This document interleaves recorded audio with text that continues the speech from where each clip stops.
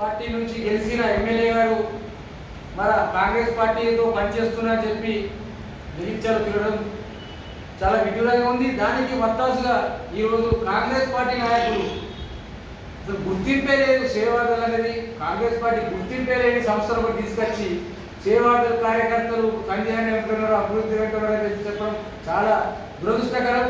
వీళ్ళను జగిత్య ప్రజలందరూ కూడా చూస్తున్నారు. వీళ్ళ ఆగడాలను ఇంకా ఎన్నో రోజులు లేవు. వీళ్ళ ఖచ్చితంగా భారతీయ జనతా పార్టీ ఎండగడుతుందని చెప్పి నేను తెలియజేస్తున్నాను. ఫస్ట్ చర్చకు సిద్ధమా అని అడుగుతా ఉన్నాం.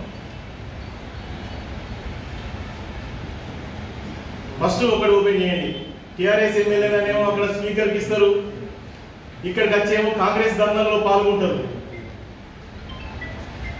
మరి ఏ పార్టీలో ఉన్నారో కనీసం దానికన్నా చర్చకు వస్తారా అని అడుగుతా ఉన్నాం.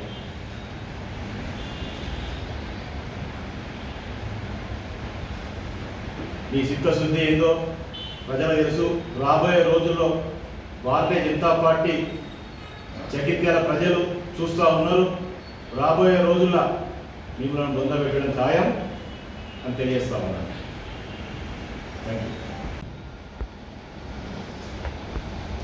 అవినీతికి ఆమడ దూరంలో ఉంది. ఈ దేశాన్ని పరిపాలిస్తున్నటువంటి మూడవసారి ప్రధానమంత్రిగా అయినటువంటి నరేంద్ర మోడీ గారి నాయకత్వంలో పనిచేస్తున్నటువంటి అరవింద్ గారి నాయకత్వంలో జగిత్యాలలో పనిచేస్తున్నటువంటి భోగ శ్రావణి గారిపైన, ఒక బీసీ బిడ్డపైన, ఒక మహిళా నాయకురాలిపైన ఉద్దేశపూర్వకంగా కావాలని రాజకీయంగా అనగదొక్కాలనే ఆలోచనతో మహిళల నాయకత్వాన్ని, మహిళల రాజకీయంగా ఎదుగుదలను ఓర్వలేని నాయకులు జగిత్యాల ప్రాంతంలో మహిళా నాయకురాలిపైన అనేక రకాలైనటువంటి అవాకులు చెవాకులు పేలుస్తూ మున్సిపాలిటీలో అవినీతికి బాటలు వేశారని చెప్పి అబద్ధపు ప్రచారం చేస్తున్నారు. ఈ సందర్భంగా కాంగ్రెస్ పార్టీలో ఉన్నటువంటి నాయకులకు తెలియజేస్తా ఉన్నాం, కాంగ్రెస్ పార్టీకి మద్దతుగా నిలబడేటటువంటి నాయకులకు తెలియజేస్తా ఉన్నాం. ఎమ్మెల్యే కానీ, కార్యకర్తలు కానీ, ఇంకెవరైనా కానీ మహిళా నాయకురాలిపైన మాట్లాడేటప్పుడు ఆలోచన చేసి మాట్లాడాలని చెప్పి ఈ సందర్భంగా తెలియజేస్తా ఉన్నాను. అవినీతి విషయంలో ఒకవేళ చర్చకే సిద్ధమైతే ఇంటిగ్రేటెడ్ విషయంలో ఇంటిగ్రేటెడ్ మార్కెట్ అనేది నీ ఇంటి మార్కెట్ అయిందని చెప్పి కూడా ఎమ్మెల్యే గారిని సందర్భంగా తెలియజేస్తా ఉన్నాను. అక్కడ మీరు ఇసుక దాచుకోవడానికి, ఇటుక దాచుకోవడానికి ఇంటిగ్రేటెడ్ మార్కెట్ను వాడుకుంటున్నారని కూడా ఈ సందర్భంగా తెలియజేస్తా ఉన్నాను. తెలంగాణ రాష్ట్రంలోనే అత్యంత బృహత్తరమైనటువంటి ఆలోచనగా చెప్పుకుంటూ తెలంగాణ రాష్ట్రంలోనే రెండవ అతిపెద్ద ప్రాజెక్టుగా డబుల్ బెడ్రూమ్ ఇళ్లను జగిత్యాల ప్రాంతంలోని నూకపల్లిలో కడతానని చెప్పి మీరందరూ కూడా హామీలు ఇచ్చారు. ఆనాడు మీరు ముఖ్యమంత్రి కేసీఆర్ గారి నాయకత్వంలో పనిచేస్తున్నటువంటి సందర్భంలో చెప్పినటువంటి మాటలు. అయితే తెలంగాణ రాష్ట్రంలోనే అతిపెద్ద రెండవ ప్రాజెక్టు అయినటువంటి డబుల్ బెడ్రూమ్ ఇల్లు ఎందుకు బలుగుతున్నాయో మరి అవినీత మరి ఏందో మీరే చెప్పాలని చెప్పి ఈ సందర్భంగా నేను అడుగుతూ ఉన్నాను.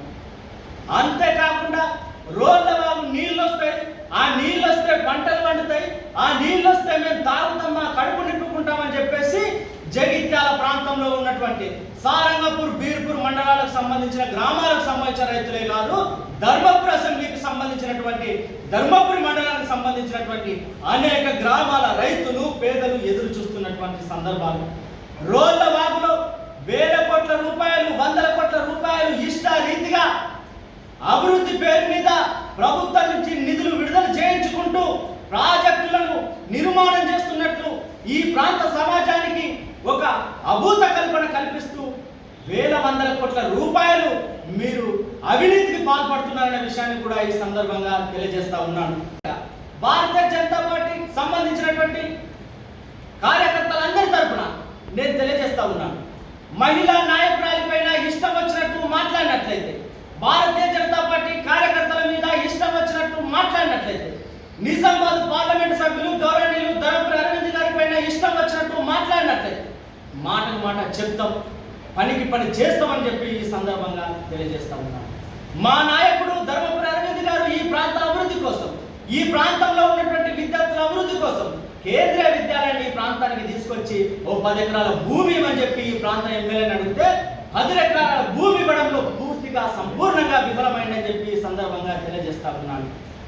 రియల్ ఎస్టేట్ దందాలో నిమగ్నమైనటువంటి జగిత్యాల ఎమ్మెల్యే గారు విద్యార్థుల జీవితాలను దృష్టిలో పెట్టుకొని 10 ఎకరాల భూమిని ఇవ్వడంలో మీరు విఫలమైందని చెప్పి ఈ సందర్భంగా తెలియజేస్తా ఉన్నాను. మీరు కావాలనే ఉద్దేశపూర్వకంగా కేంద్రీయ విద్యాలయానికి భూమి కేటాయించడంలో మీ వైఫల్యం మీద జగిత్యాల ప్రాంతమంతా, జగిత్యాల ప్రజలంతా, ఈ ప్రాంతంలో ఉన్న మేధావులందరూ కూడా అవగాహనకు వచ్చిన సందర్భంలో ఆ విషయాన్ని డైవర్ట్ చేయాలనే ఉద్దేశంతో ఇలా అవినీతి అనేటటువంటి ఒక ట్యాగ్ లైన్ బయటకు తీసుకొచ్చి గౌరవనీయులు భోగ శ్రావణి గారి పైన నిందలు మోపే ప్రయత్నం చేస్తా ఉన్నారు. నేనేమంటున్నా, ఒకవేళ జగిత్యాల మున్సిపాలిటీలో కనుక భోగ శ్రావణి గారి హయాంలో కనుక అవినీతి జరిగినట్లయితే అప్పుడు ఎమ్మెల్యేగా మీరే ఉన్నారు కదా, మరి ఎందుకు అడగలేదు, ఎందుకు అడ్డుకట్ట వేయలేదని చెప్పి ఈ సందర్భంగా నేను అడుగుతా ఉన్నాను.